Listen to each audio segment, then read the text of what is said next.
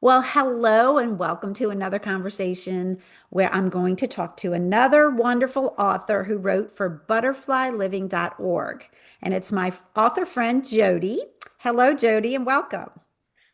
Thank you for having me, Mary. I love it. It's so great to reconnect.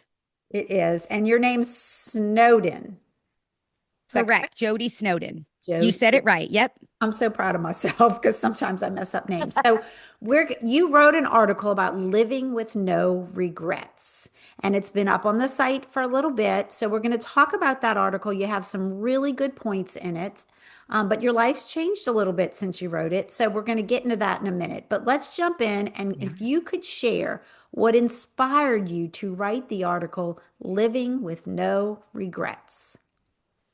Yeah. Well, I first have to give a little backstory because the article's about my struggle with anger and my reactivity. And no one really likes to admit that, right? Like right off the bat, this is me. I struggled with, but for years I did. And I walked through a divorce, and I'll tell you a little bit more about that when we get to my book. And that's one of the storylines in it. But God just used that to make me self aware, to kind of show me some things I needed to work on for me. And one of those was my reactivity. And I read a book called How We Love Our Kids by Milan and Kay Yurkovich. Phenomenal book if you've never read it. There's a marriage one called How We Love by Milan and Kay Yurkovich, but they have you kind of go and identify a little bit of how your childhood was. And so I realized there was so much that I was bringing from that into my future, my relationship as in my marriage, as a mom, as a parent, and I just would fly off the handle and react, and a lot of times in hurtful words, harmful words, just I would explode. I hate to say it. Lisa Turkers wrote a book, and it's all about exploders, and stuffers. And I was like, I'm an exploder. Like it was called Unglued. And I mean, Yeah. I read these two books back to back. One was in 2011, I wrote it. One was in 2012. And I was like, oh my gosh, I gotta, work on myself. This is not okay. It's not okay to talk to someone like that and disrespect. And so all of this got started kind of doing right around the time the divorce happened. Like I kind of feel like I wish I had become self-aware years before. You always have those like, oh, but I believe that God used it for me to help others because now I'm comfortable sharing and admitting that this is a problem. I go to mops groups and moms groups and say, listen, to be a mom, you have to say my response is my responsibility, which is one of the points. I'm jumping ahead, but this is what birthed it. And God brought a lot of healing in that emotional health to me. I didn't have a lot of emotional literacy growing up, Mary. I had great parents. We lived a Christian home, but learning how to identify my emotions and manage them, especially the hard ones like disappointment.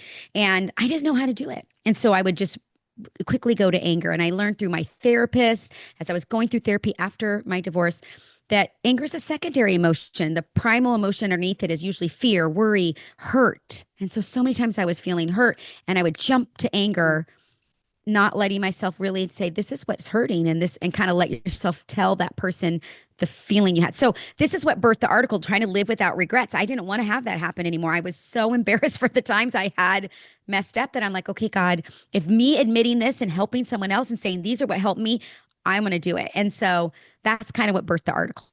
That's great. And you kind of shared how your faith played a part in that transformation that you went through. So you have these points, and I think we need to Yes. spend most of our time talking about these. Um, you talk about the gift of pause, identifying triggers, Yes. and my response is my responsibility. So these are Which is great. And so I good. think you being Yeah. vulnerable and transparent, I think if more of us were like that, we could help each other and walk beside us and get healing. So I appreciate your Yes. honesty. So let's go through these Thank you. briefly and share, what these steps mean to you and what do they look like? Okay, so I'm going to go in reverse order just because my response is my responsibility became my mantra. Because here's what people will say: well, this person said this to me, but I have a choice how I respond. See, we don't have a choice what's said to us. That's out of your control. Right. But what is said to you is not in your control, but what you say back is in your control. And this is where I want to start is our responses to people is our responsibility. My response is my responsibility. Mary, your response is your responsibility. So this became my kids and I, like I made a sign, we had it on the wall. I mean, we talked about it all the time. And to the point where my kids would which I loved that they were so getting it, would like say it back to me in times where I was maybe not doing it well, right? I was kind of getting frustrated. They're like, Mom, your response is your responsibility. I'd be like, oh, like, but then I'd be so proud, like they're getting it. But I think that that is where we get hung up, right? Because then people have all these excuses. Well, they did this. They did. You got to stop blaming others. That was a big part of it is own your Yeah. choices, own So your words. good. You can't own theirs. You're not responsible for what's said to you, but you are responsible with your reaction. So then the gift of the pause is the first one, which is such a gift because when you have those emotions erupting inside of you, and usually they're triggered from something in your childhood, which we'll get to, you just have to find a way to pause. Hmm. 5 breaths, 3 deep breaths, 10 seconds, say the alphabet, whatever you got to do to calm, like that will help so you don't erupt. Or maybe you're like, I don't struggle with this. I don't erupt, but you stuff. And I hate to say it, but sometimes the stuffers think they're better because, I don't erupt, but you holding it all in and just pretending everything's fine when there really isn't, it's not helpful either. It's speaking the truth honestly in love with grace and truth is the way to do it. But stuffers struggle with that. Exploders struggle with that. We both Yes. struggle in different ways. So, the gift of the pause is my first one. And even in the Bible, they talk about be quick to listen, right? So you can't be talking and listening at the same time. So that's the pause. Be slow to speak.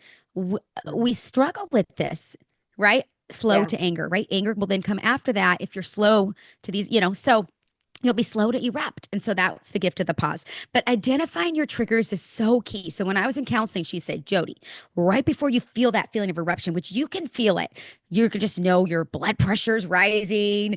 You're just like ready to erupt. She's like, pause and say, what just happened? What was just said to you? What triggered that emotion? Well, it was interesting. Every time it was someone wasn't listening.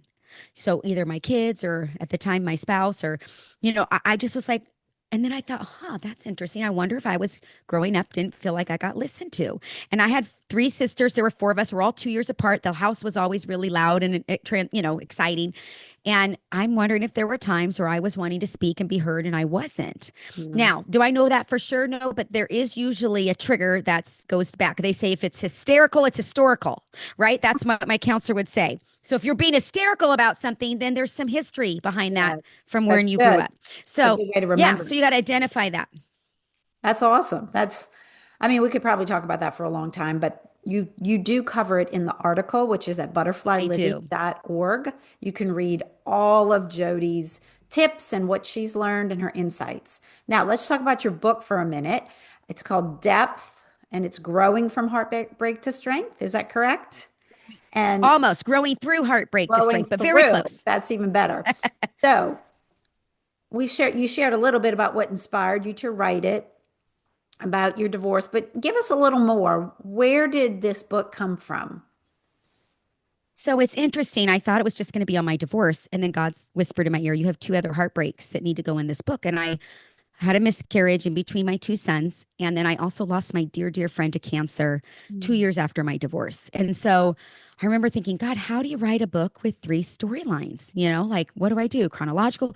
And so God gave me this acrostic for the word strength. Okay, so it's moving from heartbreak to strength, but it's not our strength, it's strength in the Lord. And so one of the things I asked on the back of the book is, what if your greatest heartbreak, and you could fill in what that is, infertility, divorce, cancer, death of a loved one, whatever has caused that great, what if that greatest heartbreak catapults you to your greatest growth? Now, there's many types of growth. There's spiritual growth, and that's what happened to me. Spiritual depth, like I never had. There's relational growth, but there's also emotional growth. And I believe it was all of the areas, Mary, where I had this growth. And so the one that pertains to the article, I write a section, and it's the embrace God's character development in the midst of the pain. So that's the E in strength. And I talk about a chapter called Embrace the Chisel. And I'm telling you, no one wants to be chiseled, right? No one wants to go through the refiner's fire, but we all want to be more Christ-like. We all want to be more patient and more loving and more empathetic. But the way we get there many times is through hard things that God starts to kind of work on us and chisel us. I think of Joseph and how he went from detour after detour, but God prepared him for who he was supposed to be. And he was able to forgive his brothers. And that same young teenager that was bragging about his dreams was chiseled, was Right. strengthened through his heartbreaks. And so that is one of the things, but that's not the only thing. I walk through how to go through heartbreak. The first S is seek God and invite him into the pain. I talk about lamenting and really just inviting God into the pain. And T is tearfully allow yourself time to grieve. We need to spend time doing the emotions. And a lot of this article was that work for me, that emotional work of identifying the emotions and connecting it to things in my past, but also just journaling. I'm angry, journaling. I'm sad, journaling. I'm lonely, or whatever emotion I was feeling. I think we have to let the emotions go through us. The R is replace God's I'm sorry, let me say it again. R is replace our finite perspective with God's infinite perspective, because we have this finite view, but God has a view we can't always see. And that the E then is the embrace your character development, which is what I think this article I wrote was kind of came from that part of the book. But so again, if you want even more nuggets of truth, besides the article I wrote for Mary, which I do put a lot of great stuff in there, the embrace your chisel chapter, I go even more in depth, and I talk more about the books that were life changing to me and just how I did it. And I just think, we all have things that we struggle with. So first, if anyone says they don't, they're lying, one. And we connect more with people when we share our struggles than when we share our Yeah, strengths, right? so So for me, true. getting on and saying, this is an area I struggle with. And when I went through my divorce, I felt broken like a pot, Mary, like a cracked clay pot. And I had read this book by Susie Eller called The Men at Heart, where a lady stood up and gave her testimony with this cracked clay pot. And I thought, oh, I got to go purposely crack a pot. So I went that weekend and broke one in my backyard and put it back together with hot glue and put a candle in it, and the light came out the sides. And it was just this like beautiful way God showed me how my brokenness didn't disqualify me. See, a lot That's of times we think our hard things disqualify us, but that's not true. They're the very ingredient God uses to come alongside and help another hurting heart. Who better to help someone through that than someone that's just walked that? And it right. takes vulnerability. It It takes vulnerability. does. So my N is never lose sight of God's grace. We have to know God is graceful, and he does not shame you. If you are shackled to shame, that's not God. That's the enemy. And he wants you to be free in grace. And so I have a chapter on forgiveness. I have a chapter on being vulnerable. I just think these are the things that help us. And I'll just really quickly give the last of the acrostic, because now people probably want to know the end. So, and G, okay, G is give God praise even when your heart breaks. It's very hard to do, but you're praising God for his presence. You're praising God for the gift of people in your life. You're not praising him for the circumstances that Right. you're walking through. It's the people that show up and help. The T is trust God is good when your mind is doubting and you don't understand, which I think is hard. A lot Yeah. of people want to know the why. So this book is for those grieving, but here's what I tell people. If you're not in the middle of the grief, you are going to be someday. I hate to be the one to be the bearer of bad news, but it says when we face trials, not That's if. right. And That's so right. wait, it's a good time to start to read a book before that so you can have tools in your tool belt. It's a But my great favorite one is resource H. too. It's a great resource Yes. to have in your library. For sure. And to gift it to someone else that's hurting is a Right. beautiful gift. I love to give books. You can see all the books behind me. Yes, But I the do H in the too. acrostic, Mary, listen, honestly share your story and help another hurting heart. See, it comes full circle when you take your hard things, and maybe you're not struggled with anger like I shared in my article that I wrote for you, but maybe it's something else. And you just say, God, here's my broken pieces. Use them. Who can they help? Who can I share it to? And I tell you, you're going to have this amazing, powerful time that the Lord uses you and redeems all that was broken. Now, might not look exactly how you wanted, but He never wastes a tear. Yeah, that's so true. So many great things. It's a great book. And so, can you share where everyone can find you? Where is the book and how we can connect with you? You have a great podcast. So, share Yes. where you are out there in the Well, world. Mary was the guest on the podcast just recently. So if you come over to my website right away, you'll see her. She's the one that's on right now, Mary and I. I love that we're kind of collaborating right now at the same time, Mary. But my website is jodisnowdon.com. So I'm going to spell it Jodi, and then Snowdon is Snowdon. A lot of people want to put an E there, but it's Yes.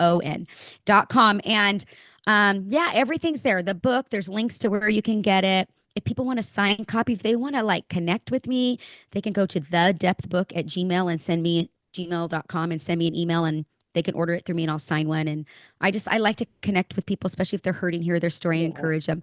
But they also can get on Amazon and all the places. But the podcast links are there. And I have a blog called Heartbreak to Strength where others come on and write, as well as I share things like I was a guest for Mary. So I'll have other people that are guests on my blog. But yeah, the the books. I give books away. So Mary's book, we're giving a copy away on my website so they can head on over and enter that book away. But I love to encourage because books were so healing. They were like a huge part of my healing, Mary. Like I can't even put into words that depth, that spiritual depth. A lot of it was from reading the Bible and reading other Christian books that just fueled in me faith and wow, if God could do that for them, then he can do that for me and hope and just everything you need when you're walking through heartbreak. So true. So many great places. And I will put your link in the show notes. And I'm so glad you were Perfect. here. And this will be linked in your article. Thank you so much for joining us. And if you like what you are listening to, please subscribe. We're a pretty new YouTube channel. I would love for you to support the other authors, but also, more importantly, to be transformed in Christ through strengthening your identity. So God bless you. God bless you, Jodi. Thank you so much. Thank you, Mary. It was such a joy to be here.